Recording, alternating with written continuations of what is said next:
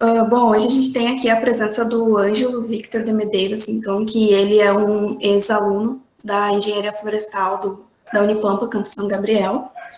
Então, ele é um engenheiro florestal formado pela Unipampa, que atualmente está se pós-graduando em Engenharia de Produção na PUC de Minas, e atualmente também ele é analista de meio ambiente e qualidade florestal na Irani Resinas.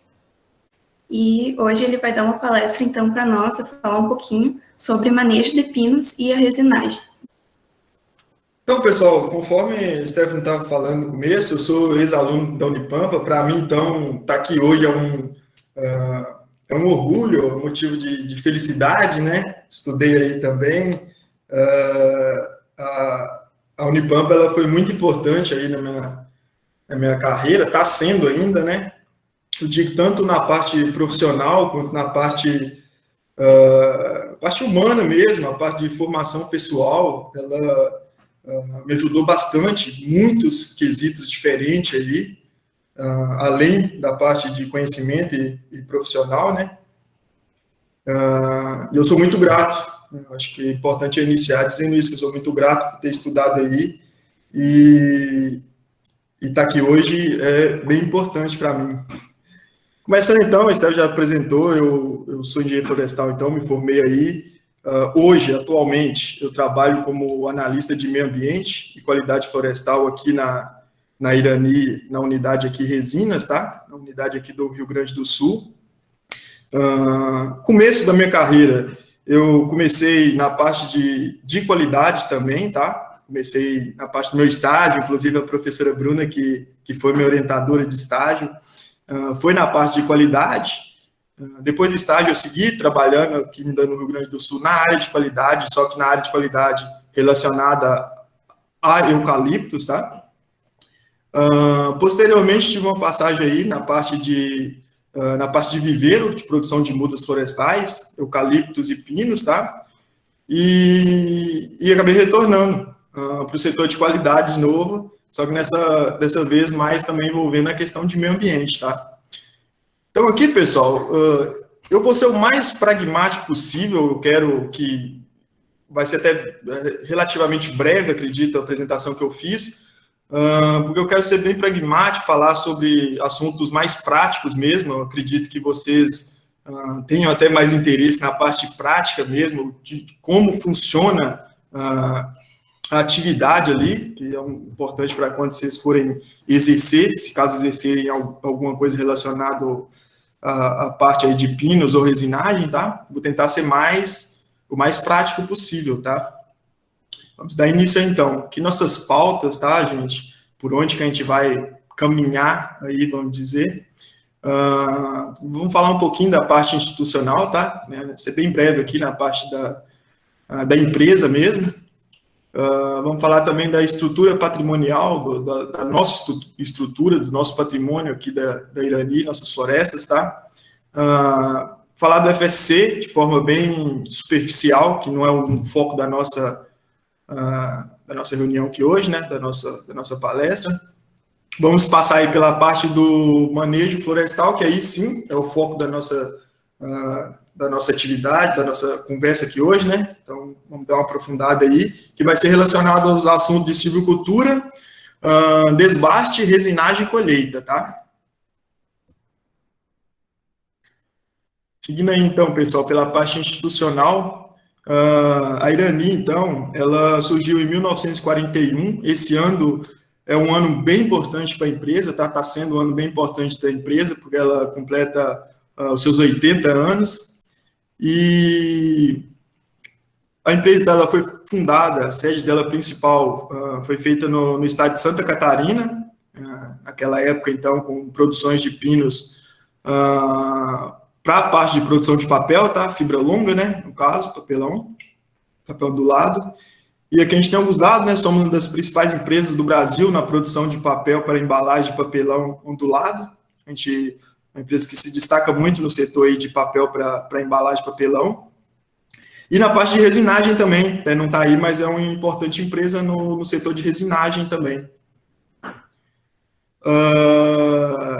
A gente também produz, conforme eu estava falando, né? Produzimos, então, resina e forma, então, subprodutos aí, que é o breu e a terebentina, né? Que são utilizados em diversos produtos, como, que tem alguns exemplos, tá? Cola, tinta, verniz, perfume, até só para contextualizar, tá? Para quem não conhece, o breu é a parte solidificada, tá? A parte sólida da resina depois do processamento, e a terebentina é a parte volátil, a parte líquida ali, tá? Aqui, então, gente, como é distribuída as unidades da empresa, tá? Começando ali pelo estado de Santa Catarina, que foi onde é a matriz, né, onde iniciou tudo. O principal escritório ali da empresa fica em Joaçaba, tá? E ali em Campina da Alegria e Vargem Bonita são as unidades de papel e embalagem. E, claro, distribuir também questão de florestas, tá? Em São Paulo tá a nossa unidade ali em Indaiatuba, tá? É a unidade de embalagens. No estado de Minas Gerais está localizado em Santa Luzia, nossa unidade, e é fabricação de papel. Aqui no estado do Rio Grande do Sul, a gente tem um escritório central em Porto Alegre, tá? Nosso escritório central de controladoria fica em Porto Alegre. E a gente tem a unidade Fábio, que fica aqui em Balneário Pinhal, que é onde eu trabalho aqui. E não distribuído aqui também, mas nossa parte florestal está aí na região de São José do Norte, tá? Nossas florestas ali, tem um pouco de florestas aqui também na região de Cidreira. Mas essas florestas que a gente tem aqui na região de Cidreira, é importante citar que elas são florestas arrendadas, tá? Então, durante os dados que eu vou passar, são das nossas florestas próprias, que estão localizadas ali na região de São José do Norte. Bojuru, Tavares, essas regiões todas são nossa parte florestal, tá? Que vai ser onde eu vou abordar. Então, aqui, na verdade, já ficou um pouco repetitivo, mas nosso escritório, então, principal está em Porto Alegre, e Balneário Pinhal, conforme falei, São José do Norte, a gente tem florestas, nossa parte florestal, né, nossa base florestal, área de preservação ambiental e áreas onde trabalhamos com resinagem, a área onde é processada a resina, tá? Nossa unidade Fábio, ela fica aqui em Balneário Pinhal. Aqui alguns dados, tá? Da empresa. Produz cerca de 40 mil hectares de terra, a gente tem disponibilidade de 40 mil hectares de terra, sendo 82,7% no meio oeste catarinense, tá? 82% dessas florestas estão restritas ao estado de Santa Catarina, e 17% está aqui no litoral médio e norte do Rio Grande do Sul. São nossas florestas que a gente usa aqui para resinagem. Aqui tem duas visões, uma do ponto de vista mais macro e uma do ponto de vista mais micro, né? Do ponto de vista macro, a gente tem aí, então, esse ciclo que já é pré-estabelecido, tá?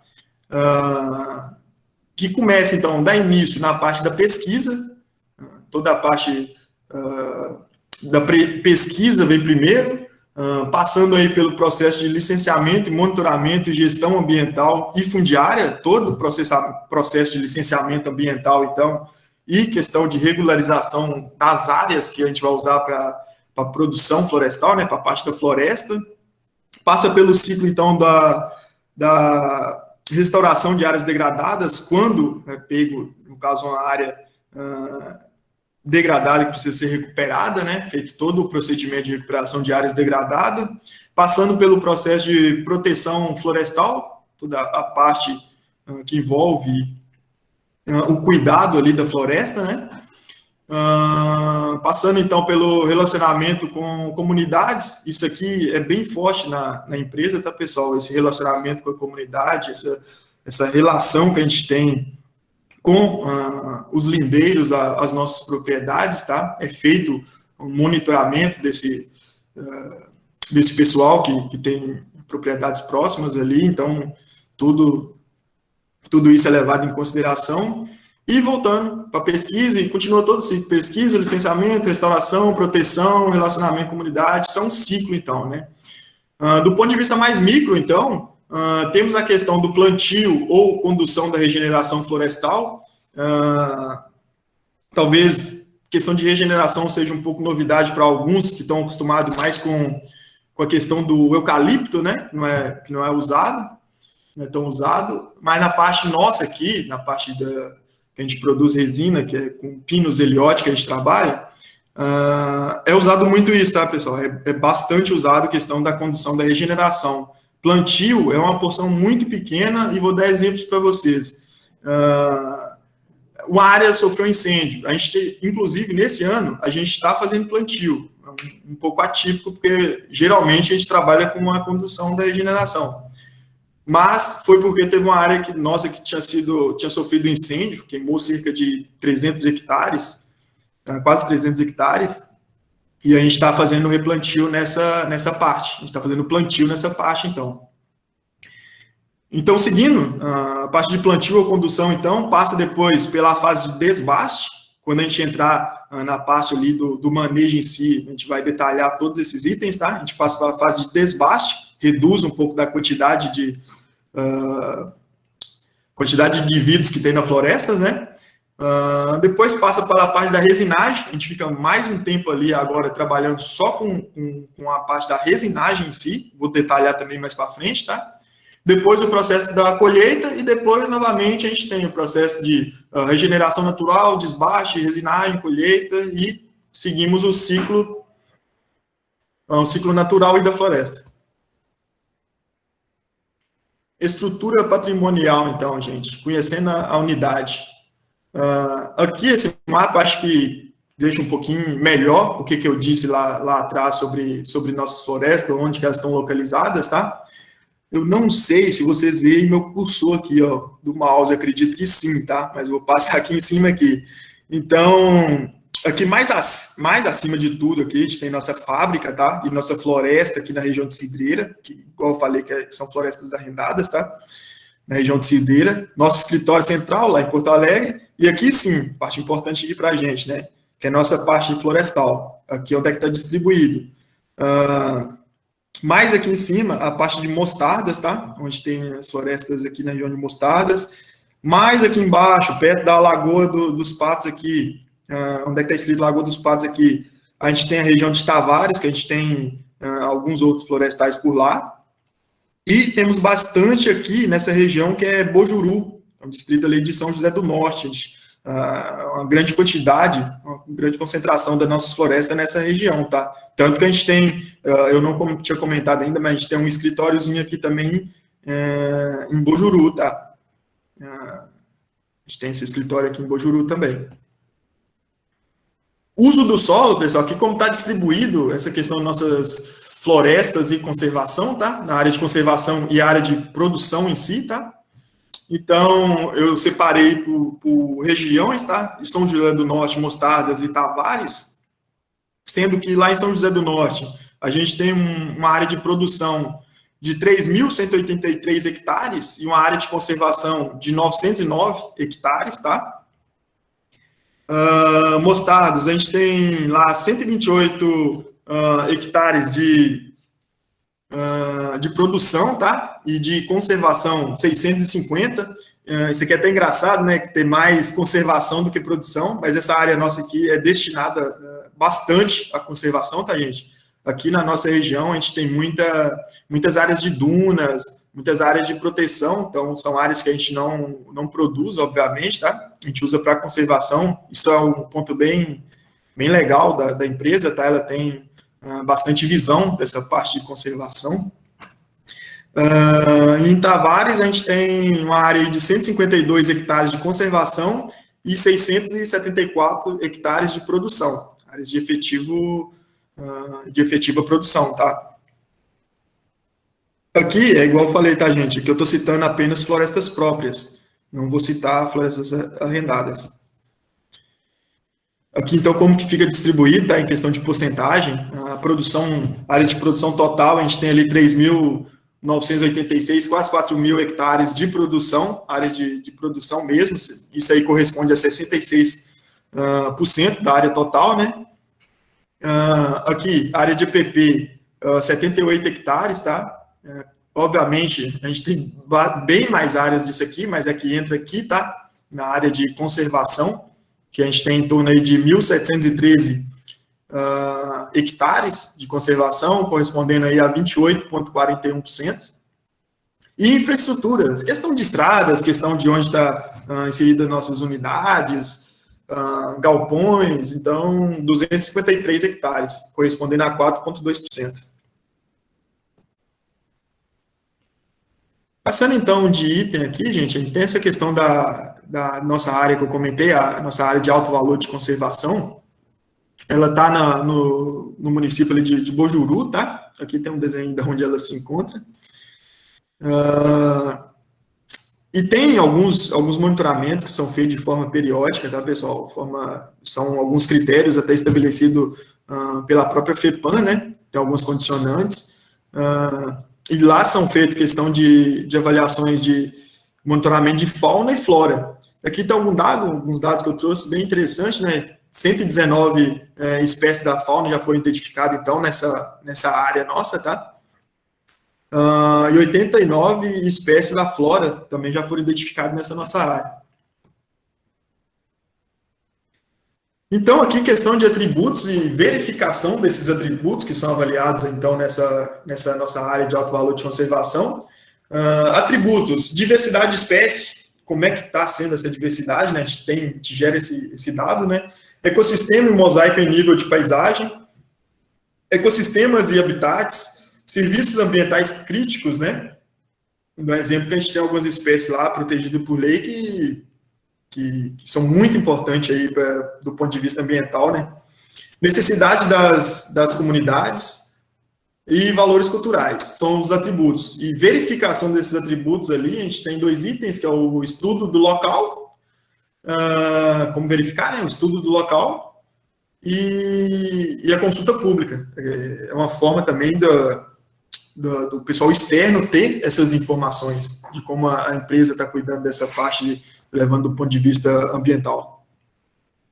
Aqui algumas fotos de lá dentro dessa nossa área de conservação, tá, pessoal? Eu acho que é uma área muito bonita, até passando essa parte, toda essa história aí de pandemia, agora está bem complicado, né, com essas restrições que estão tendo, mas meu plano é conversar com a professora Bruna aí, para no momento futuro a gente ter a oportunidade de vocês visitarem presencialmente. Eu acho que seria muito interessante para vocês ver na prática como funciona, né? A gente tirava um tempinho também para visitar essa nossa unidade, essa nossa área de alto valor de conservação, que é muito bonita. Para quem gosta da parte de meio ambiente, essa foto é de lá também, tá, gente? Para quem gosta dessa parte de meio ambiente, vai gostar bastante aí dessa visita. Então, aqui agora, gente, vamos entrar um pouco nessa parte que eu acho que é o foco da nossa conversa aqui hoje, né? Que é o manejo florestal. Só um minuto. Que é a parte do manejo florestal, tá? Começando pela parte da silvicultura. Para a nossa atividade, eu vou ser sincero com vocês, é uma atividade bem simplificada para essa nossa parte de resinagem, que a gente faz basicamente de trato. O combate à formiga, tá? Deve ser feito 30 a 7 dias antes do plantio, ou caso não ocorreu o plantio também, é feito na época de primeira e segunda roçada, tá bom? Eu vou falar um pouquinho mais na frente sobre a primeira e segunda roçada. Mas para isso, como eu falei que ia ser mais prático, né? Para isso a gente utiliza o Blitz, tá? Para fazer o combate de formiga. Esse Blitz aí, o princípio ativo dele é o fipronil. E a aplicação em si consiste em quê? Em cada 5 metros, o colaborador ele vai andando, a cada 5 metros ele coloca 5 gramas do produto. 5 metros, 5 gramas, 5 metros, 5 gramas. E vai distribuindo isso aí no talhão. Isso quando estou falando, quando é para fazer plantio, tá, pessoal? Agora, quando acha, exemplo, um formigueiro localizado, é uma aplicação localizada que a gente chama. Tem um formigueiro, então eu preciso fazer o combate, porque eu já vi que tem um formigueiro ali. Eu não vou fazer de forma sistemática, igual eu falei anteriormente, de 5 em 5 metros. Eu vou fazer a aplicação no formigueiro. Aí, para isso, a gente utiliza 5 gramas por metro quadrado do formigueiro. Tá bom? Obviamente, seguindo as recomendações, né, a gente não coloca a 5 gramas dentro do formigueiro, né, a gente tem que colocar próximo, mas não dentro. Geralmente a gente faz nesse período, tá? De julho a outubro. E, importante lembrar aqui, tem algumas restrições, claro, no combate à formiga, que vocês devem conhecer também, que é a questão da umidade, né? A gente não aplicar no dia que a gente vê na previsão ali que vai ter chuva, né? Ou um local que está muito úmido, um dia muito úmido, porque tudo isso você reduz a eficácia do combate da formiga, tá? Então é importante se atentar a esses detalhes. É só importante lembrar, tá, pessoal, que tá o pessoal que eu tô falando de combate à formiga, eles estão plantando, tá? Porque às vezes alguém vê alguém sem EPI aqui do combate, mas é que eles estão fazendo o plantio, tá? Então, seguindo, gente, o preparo, quando vai fazer plantio, o preparo é mínimo possível, tá? Menos, do ponto de vista ambiental, menos agressivo possível, que é feito só a parte da subsolagem. Subsolador aí, ele tem uma profundidade média aí de 30 a 40 centímetros. Nosso solo aqui é um solo muito arenoso, tá? Solo bem arenoso. Obviamente, esse subsolador passa e o plantio é feito onde essas linhas do subsolador é passada, tá? Como ele faz essa passagem, ele desagrega a parte mais compactada superficial do solo, e, consequentemente, vai contribuir aí no desenvolvimento radicular ali da muda, tá? Esse desenvolvimento inicial, esse rompimento aqui dessa camada mais compactada, mais superficial, é fundamental para o desenvolvimento dela, tá? Bem importante, porque essa fase é a fase, vamos dizer que ela está mais fragilizada, né? É a parte que ela precisa desse desenvolvimento rápido, desse desenvolvimento radicular rápido. O espaçamento que a gente usa, tá, gente, é de 3 metros, tá? Entre uma linha e outra, ou entre linha.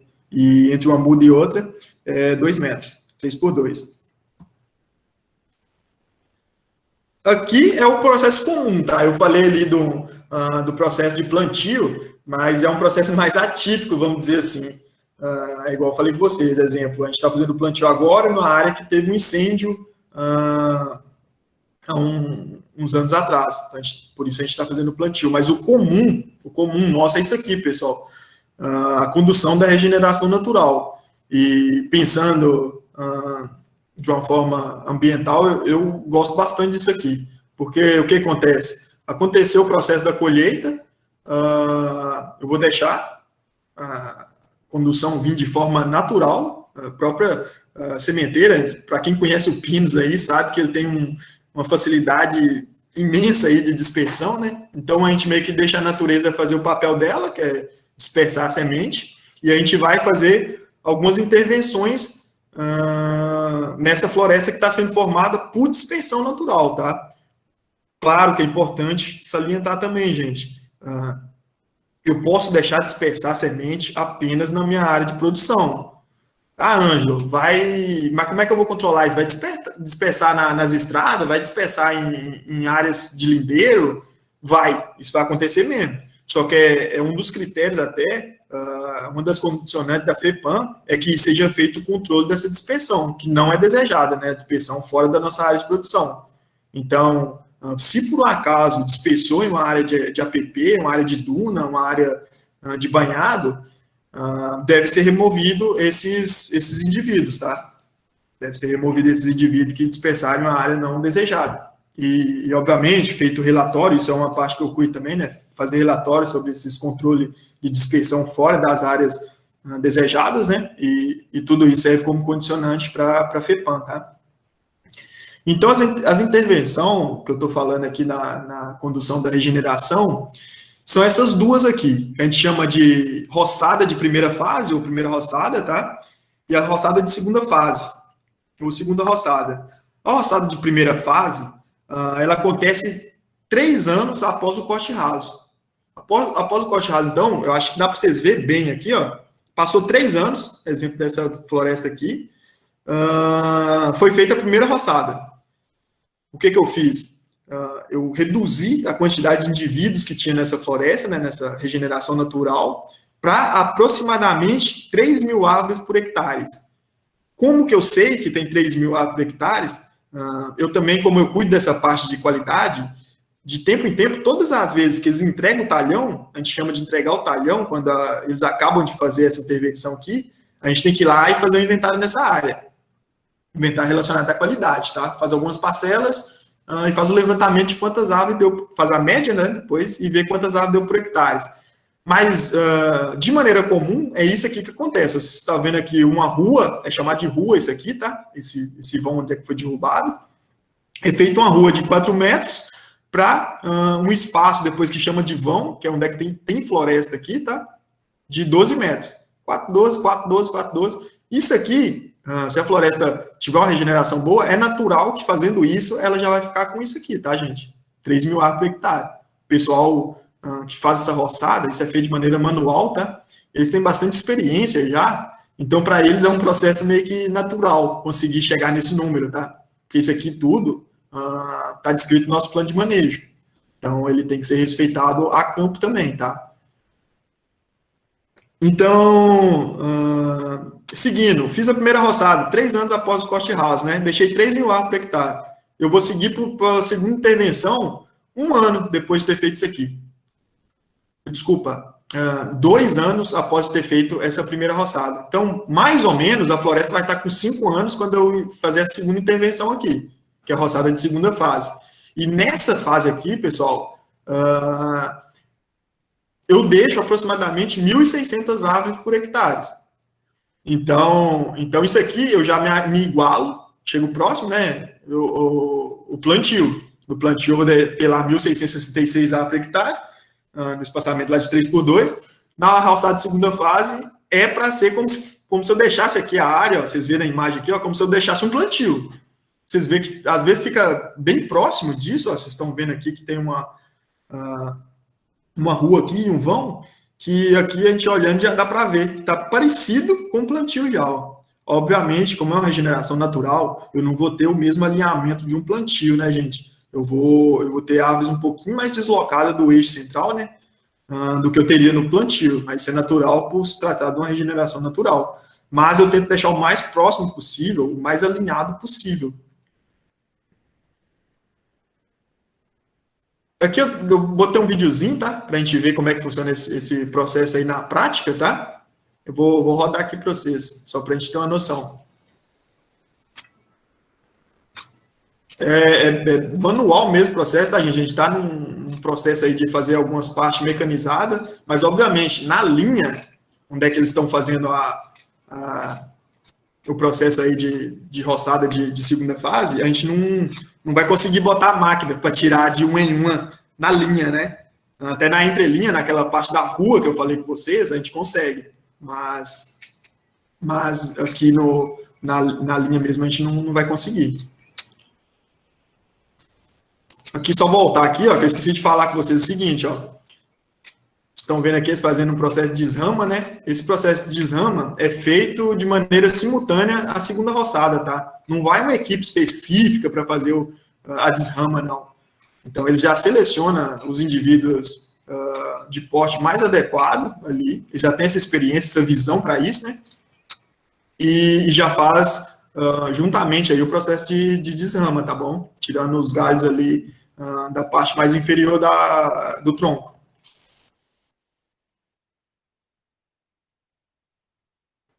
Então, gente, passando para a parte aqui já do desbaste, a gente tem, então, o procedimento vai uma pessoa na frente, um colaborador na frente, fazendo todas as marcações das árvores que devem ser desbastadas, tá? E depois, sim, vem um harvester e faz a retirada dessas espécies, desses indivíduos que foi previamente demarcado. Isso aqui, gente, o processo de desbaste, seguindo a ordem cronológica aí, é feito no 10º ano da floresta, tá? E o objetivo dele é deixar a floresta com cerca de 950 árvores por hectare,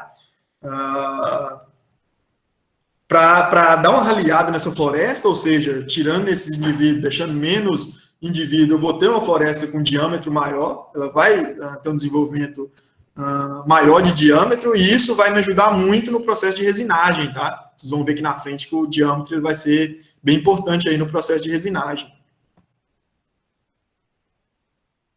Então, passando no processo de resinagem, iniciando o processo de resinagem, então, é importante dizer que ele é feito na floresta quando ela tem aproximadamente 12 anos, tá? Floresta de 12 anos, ela já tem porte para iniciar o processo de resinagem.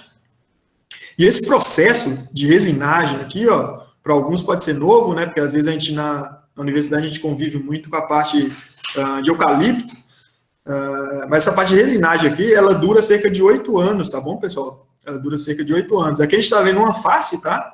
Mas a gente faz uma face aqui e, posteriormente, o saquinho aqui é mudado de lado e a gente faz o lado oposto também, tá? Processo de estriagem, tá? Que é uma das etapas aí da resinagem. O primeiro, então, desculpa, só voltando. A primeira etapa de tudo é fazer um risco que a gente chama risco de instalação, o pessoal chama também de bigode, tá? Que é um primeiro risquinho aqui e amarrar o saquinho aqui que vai ser o coletor de resina, tá? Essa é a primeira fase. Posteriormente, coloquei o saquinho e já está na árvore, eu inicio o processo de estriagem. Essas estrias, gente, ela tem um padrão, tá? Tem um procedimento para isso, ela deve ter 3 centímetros aqui, ó, de altura, e de comprimento, ela deve ter 15 ou 18 centímetros. Isso aqui vai ser influenciado, esse 15 ou 18 centímetros, vai ser influenciado pelo diâmetro da árvore, tá? Árvores com circunferência aí acima de 60 centímetros, já é esse diâmetro de 18. Abaixo, a gente considera 15 centímetros, tá bom? Então, esse processo de estriagem é o quê? Eu tiro essa primeira camada aqui de cima de casca, né? Para expor aqui o câmbio da árvore, para expor essa parte mais interna da árvore, que é onde vai estudar a resina, tá? E alguns processos, algumas questões relacionadas à qualidade que é importante a gente ter. Aqui, por exemplo, um estouro de painel, tá? Aqui a gente vê um estria que foi aberto mais do que o painel suportava. Então, obviamente, a gente vai ter trouxe um exemplo prático aqui, tá? De desperdício, gente. Ou seja, a resina vai ser escorrida aqui pela essa estria tipo V e vai desperdiçar sem cair no saquinho, tá? Isso é um exemplo interessante para vocês já ficarem por dentro. Abrir a estria, o que eu faço no segundo passo? Aplicação da pasta. Espera aí. Voltando, então. Aplicação da pasta. Então, a pasta, gente, ela é uma pasta à base aí do ácido sulfúrico, tá? A gente usa as concentrações de 18% e 20%, tá? De concentração. E ela nada mais é do que um estimulante. Nosso corpo, por exemplo, o nosso corpo ele tem as plaquetas que, quando a gente corta o dedo, por exemplo, ela vai lá e estanca o sangue, coagula e não deixa escorrer. A árvore tem um mecanismo semelhante, ela tem um sistema de defesa, que ao eu fazer esse estresse nela aqui, eu corto essa camada de casca e exponho o caule dela aqui, é natural dela escorrer resina, só que o próprio mecanismo de defesa de estancar essa resina.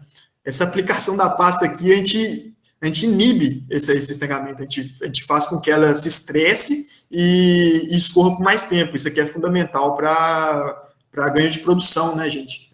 É bem importante a nível de produção, porque a gente consegue uma exudação maior de resina. Então, questão do próximo etapa, então, seria a fase da coleta, tá? Aqui a gente tem um exemplo bom aqui de ver, ó. Fiz 1, 2, 3 estrias. E aqui o saquinho, como que ele tá? A gente coleta sempre que ele tá cheio. Aqui eu trouxe uma imagem de maneira intencional, tá? A gente vê aqui alguma presença de casca e questão de acícula que está aqui dentro. Isso aqui, obviamente, vai influenciar na pureza depois lá da resina, tá? No produto final vai ser influenciado. E aqui eu trouxe outro dado que eu acho interessante de vocês saberem, tá? Uma média aí de cada árvore, ela dá em média Claro que algumas podem dar mais, outras menos, dependendo do sítio que ela tiver inserido, né? Mas uma média aí de 2,8 kg por ano, tá? Isso é uma média de cada árvore. Outro processo que a gente tem aí é o processo de raspagem. Uma porção da resina que é exudada, ela fica... Eu peguei um exemplo aqui exagerado de forma intencional também, tá, gente? Uma parte da resina que é exudada, ela solidifica. Nessa época de inverno, época fria, é bem comum até de solidificar mais. A época do verão escorre mais, a própria produção é maior. Mas acontece isso aqui. Aí é o processo de raspagem, raspar, colocar no saquinho, que obviamente não vai nem caber nesse exemplo aqui que eu peguei, não iria nem caber aqui tudo no saquinho, mas é raspado e aproveitado também essa resina que está aqui, que é uma resina da mesma qualidade, não vai mudar nada, tá? O processo de resinagem é isso, tá, pessoal? A gente vai agora para o processo de colheita, que eu botei de forma bem resumidinha também, bem resumida. Nosso processo de colheita é feito de forma terceira, tá? Terceirizado. E acontece lá aproximadamente aos 21 anos de floresta, tá? A floresta atingiu 21 anos, ou seja, teve 12 anos ali, começou a resinar, mais 8 anos deu 20, então resinei toda a área. Logo em seguida eu posso iniciar o processo de colheita. Então, é feito o corte raso, tá? E ele é realizado dentro do talhão, ficando os resíduos, ponteiras e galhadas distribuídos homogeneamente no talhão. Isso aqui, ó, a gente vê aqui, as galhadas do pinus que sobra, ela fica no próprio talhão, tá, gente? Que é uma forma, própria questão de ciclagem de nutriente, é importante, tá? E quando a floresta for ser conduzida novamente, todo esse material aqui já vai ter entrado, obviamente, em decomposição. Pinus, para quem conhece aí, sabe que é bem rápido, se não tratado, é bem rápido o processo de decomposição dele, tá? Toco, chega na floresta depois, no segundo ciclo aí, você chuta, já tá tudo se desfazendo, tá? Então isso aqui não infere nada na questão operacional da atividade, tá, gente? Bem tranquilo essa parte. Pessoal, como eu falei para vocês, né, eu tentei dar alguns exemplos eu vou dar um S aqui, para ver a cara de vocês. Eu tentei dar alguns exemplos práticos aí, gente, porque eu acho que seria importante para vocês verem. Eu lembro quando eu estava estudando também, eu queria ver mais como funciona, os dados de como funciona mesmo ali na atividade. Algumas coisas pode ser até que talvez eu passei rápido ali, ou alguma coisa eu não comentei, mas eu acho que é até importante, talvez fique algum questionamento que a gente pode discutir, e eu acho que essa discussão aí no final pode ser bem produtiva aí para vocês. E Stephanie, se vocês quiserem fazer alguma pergunta, não sei como é que funciona aí.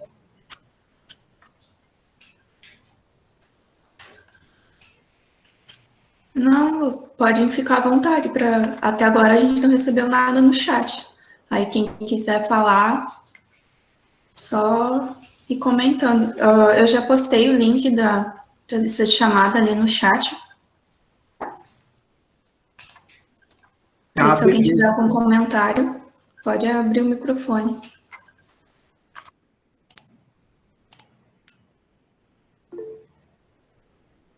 Ó, a Bruna.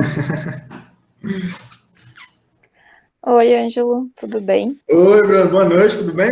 Boa noite, parabéns pela tua palestra.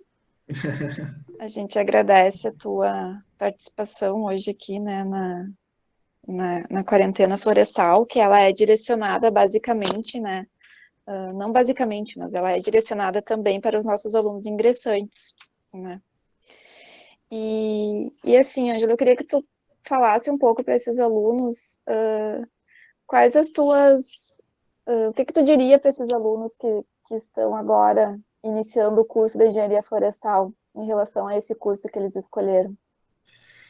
Olha, Bruna... O que tu falaria, assim, para motivar essa turma? Sim. Olha, Bruna, eu até antes de você chegar, eu tinha agradecido você também pelo convite, né? Eu tinha falado sobre o orgulho assim, que eu tenho de ter estudado na Unipampa. Eu vim lá de Minas Gerais, sempre tem aquela dúvida, né? Como é que vai ser o lugar, como é que vai ser o curso. E eu posso dizer, cara, que foi muito benéfico para mim, Bruno. Eu até citei que tem toda a parte profissional que está envolvida, que contribuiu para mim na parte profissional, mas tem muita parte pessoal, sabe? A universidade, ela forma a gente também como cidadão, ela tem essa característica, né? E para mim foi muito importante. Eu vejo que foi decisivo na minha vida. Parte da engenharia florestal, para mim, eu gosto muito, Bruno. Eu acho que desde quando eu estudava ficava claro, para mim, era o que eu queria fazer. Um dos principais pontos que eu vejo, que principalmente para quem é ingresso aí, né? No começo ali, eu tenho certeza que já dá para ter noção. É isso que eu vou querer fazer? Dá para ter uma noção porque a gente vê o que se trata o curso. Mas quando a gente tem uma conversa, igual a gente teve hoje, por exemplo, a gente tem uma visão um pouco panorâmica, uma visão melhor de como que é o trabalho em si, né? Como que é a função do engenheiro florestal. E eu, particularmente, o conselho que eu dou é para quem quem gosta disso aí que está fazendo, disso aí que está estudando, siga em frente, pessoal. Vai ter momento difícil, vai ter, isso aí não tem como escapar, isso é não para engenharia florestal, né? Qualquer área que a gente for, mas tem muito momento gratificante que sobrepõe a tudo isso, né? Tem muita coisa boa que acontece. É isso, eu acho que não. O principal ponto é seguir. Se é uma coisa que gosta mesmo, siga em frente, porque a área florestal, para quem gosta também da área de meio ambiente, né? No caso meu, agora estou trabalhando mais com a parte de meio ambiente, é bem gratificante. Bem gratificante. Eu espero que todos que estão aqui hoje, deixa eu ver, tem 22, mais esse restante aí, espero que todos sigam em frente. Na carreira, principalmente, depois que a gente se forma, eu mencionei para eles, Bruno, você foi minha orientadora de estágio ali, eu fiz um estágio bem na área que eu gostava, na área de qualidade, hoje estou retornando para a área que eu gosto muito, que é a área de qualidade, hoje em dia, né?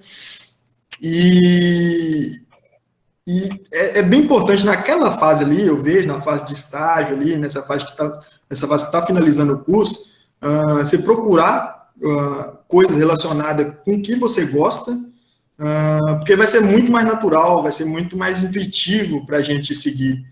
Na minha carreira, por exemplo, eu passei por outros lugares, passei na área de viveiro, que foi uma área que eu gostei bastante também, aprendi muita coisa, mas a área florestal é bem ampla, tem muita coisa aí que dá, muito ramificação, né? Talvez a pessoa não gosta muito da área de inventário, mas gosta da parte de meio ambiente. Ou talvez ela não gosta nada de meio ambiente, ela pode trilhar um caminho mais relacionado à parte de produção, à parte de próprio inventário. Então tem muito caminho, E, Ângelo, assim, a gente está trabalhando como muita gente já trabalhava, mas a gente está tentando trabalhar no novo PPC. E o que tu acha que faltou para ti, assim, principalmente como na tua formação profissional, assim, se faltou alguma coisa, o que seria? O que a gente poderia contribuir mais, tipo, pensando agora na tua atuação profissional? Olha, Bruna, eu acho que a Unipampa, ela tem uma característica muito boa.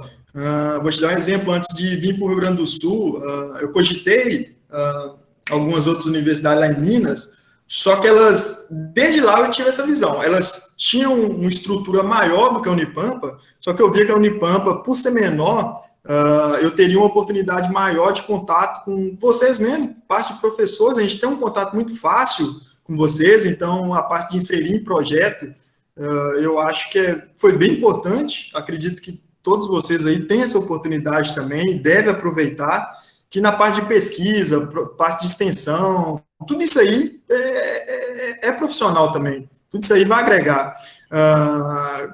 Faltou, Bruno, eu não sei, cara, eu acho que a parte, eu vou falar para você, a parte de produção de eucalipto, na parte relacionada ao eucalipto, acho que foi muito completo, foi bem completo. A gente teve várias viagens para visitar, para ver a prática, que eu acho que é importante, mas eu acho que faltou, que agora a gente vai ter, pinos. Eu acho que a gente tem que focar um pouco em pinos também. Essa parte de resinagem, eu acho, pelo menos na minha época, foi um pouco escasso. A gente teve, mas foi meio rápido. Eu acho que é um ponto bom de focar, porque, quem sabe, sai mais algum pessoal aí da área de resinagem para frente. E tem área, né? Tem campo. Tem. Bacana. Ângelo, obrigada. Foi bom te ver. Desejo todo sucesso para ti, tá, querido? Um abraço. Muito obrigado, professor. Eu que agradeço. O Gabriel, acho que levantou a mão ali, né? Queria falar alguma coisa. Gabriel Paes. Prazer aí, Ângelo, tá falando com você, né? Primeiramente, meus parabéns aí por sua palestra. Gostaria de saber de onde que você é, de Minas, que eu também sou mineiro. Ih, aí, ó! Que legal! Então, estou aqui na Unipampa há 3 anos já, lecionando aqui na parte de manejo, e fiquei com algumas dúvidas a respeito aí da sua apresentação. Vou aproveitar aqui para fazer essas perguntas, já que nossos alunos aí, a maioria, acho que entendeu muito bem a palestra, porque ninguém foi bem didático aí. Realmente quero te agradecer, né, pela excelente palestra. Você deu um panorama bem interessante aí da empresa, né, como um todo, da forma de atuação e principalmente aí das atividades, né, silviculturais, do plano de manejo em si. Então, achei bem interessante para a gente que, de fato, vem de outras realidades, né, entender um pouco mais sobre essa questão de resinagem de pinos, é bem interessante. Então, a primeira pergunta é essa, né, qual a sua cidade lá de Minas? A segunda seria, em quanto tempo depois que você formou, você conseguiu emprego? E aí, partindo mais para uma questão técnica aí da apresentação, é sobre a espécie em si que é plantada de pinos. Qual seria a espécie? Se tem diferenças, né, entre elas para a produção aí de resina. E, por fim, o que é feito com a madeira lá depois no corte raso? Se vocês vendem, se vocês beneficiam ela de alguma forma. Então, foram várias perguntas aí em uma só. Não sei se você captou todas, eu posso recapitular aqui caso você não consiga lembrar de todas. Mas essas são os meus questionamentos aí. Não, eu captei aqui, Gabriel. É um prazer meu, tá? Conhecer você. Eu acho, cara, que quando você entrou aí na universidade, eu tinha acabado de sair. Você acabou de falar que faz 3 anos. E eu acho que foi bem na época que eu saí. Eu saí no final de 2017, então 2018 foi a formatura mesmo, né? E eu acredito que você tenha entrado bem nessa época, né? Foi, exatamente. Eu entrei aqui em março de 2018. Ah, sim. O Pagel, que era o professor de manejo nosso aí. Isso. Que legal. Mas, pois é, cidade de Minas, cara, eu nasci em Montes Claros, bem no norte lá de Minas, só que eu cresci e vivi, assim, numa cidade que chama Presidente Juscelino, cara, perto de Curvelo, bem na região central de Minas, uma cidade bem pequenininha mesmo, 3 mil habitantes lá. Essa foi a cidade que eu cresci, assim mesmo. Mas vamos lá, a primeira questão que você falou, relacionada a emprego, cara. A Bruna, como eu tinha te falado, ela foi minha orientadora de estágio, foi na área de qualidade. A gente era uma empresa que prestava para a CMPC aí. E foi o primeiro emprego que eu tive. Eu fiz o estágio, aí ao final do estágio ali, foi no meio do ano de 2017, no final do ano de 2017, eu apresentei o estágio e fui contratado, continuei trabalhando na área de qualidade. Mas desde então eu não parei. Eu até mudei de setor, igual eu te falei, mudei para a área ali de viveiro. Não comentei, mas me arrisquei, eu mais um colega de universidade aí também. A gente trabalhou um tempo com a parte de consultoria, a parte de licenciamento ambiental, envolvendo também essa parte do meio ambiente, né? Mas aí, logo em seguida, posteriormente voltei para a parte de qualidade e atuando agora bastante na parte de qualidade e meio ambiente.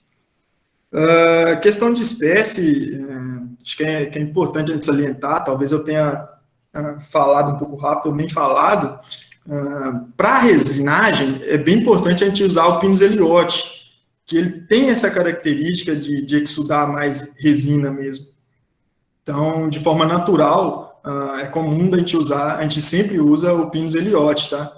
Até por alguns motivos, às vezes uma compra de mudo, algo nesse sentido, vem outra característica, outro Pinus, né, talvez o Pinus Teda, a gente não resina neles. Dá para perceber, nos primeiras estrias que faz, que não é o Elliott, né, porque ele não vai exudar, aí percebendo essa característica já são descartados, não são resinados daí. Mas isso é uma situação atípica, tá? Uma situação rara de acontecer. A madeira, você tinha perguntado também da questão da madeira.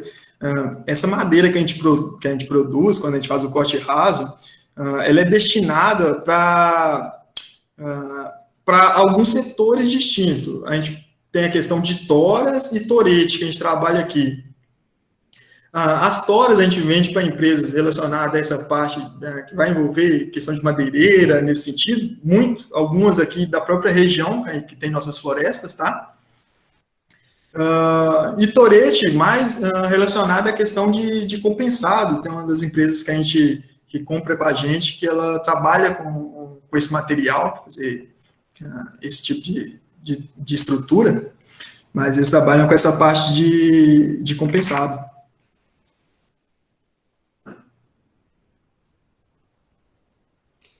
Beleza, então, Ângelo. Muito obrigado aí pelas respostas e espero que quando você mesmo disse, né, que a pandemia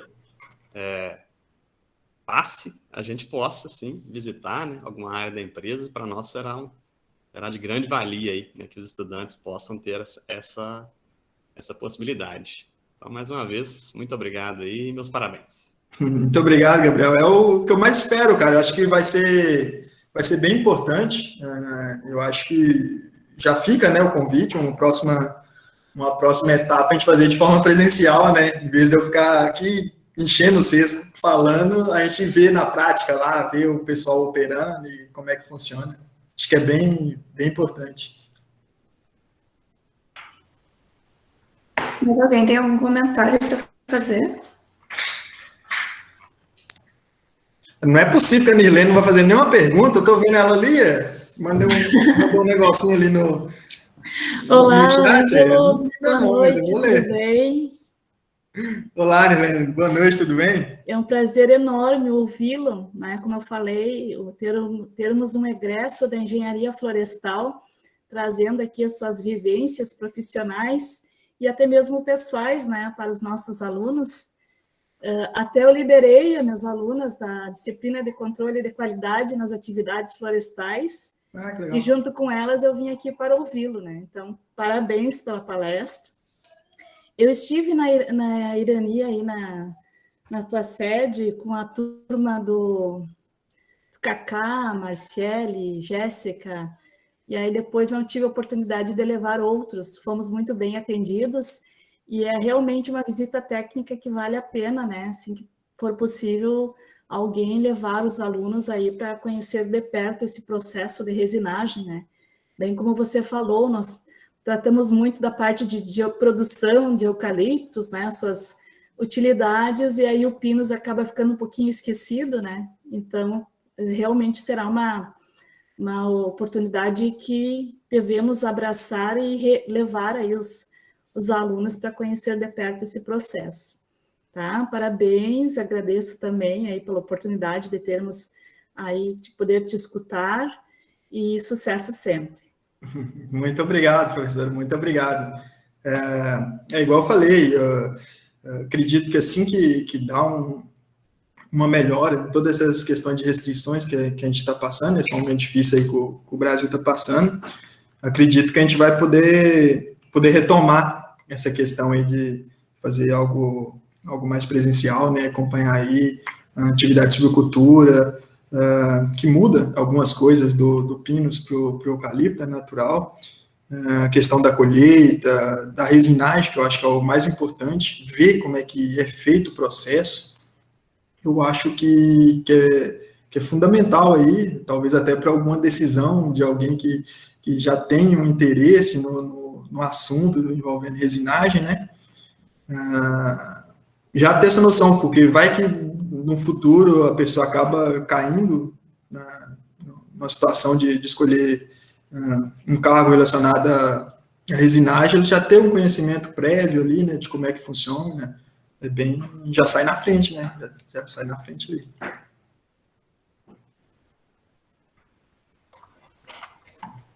Bom, se não tiver mais nenhuma dúvida, nenhum comentário de alguém, eu acho que a gente pode se encaminhar para o final, né?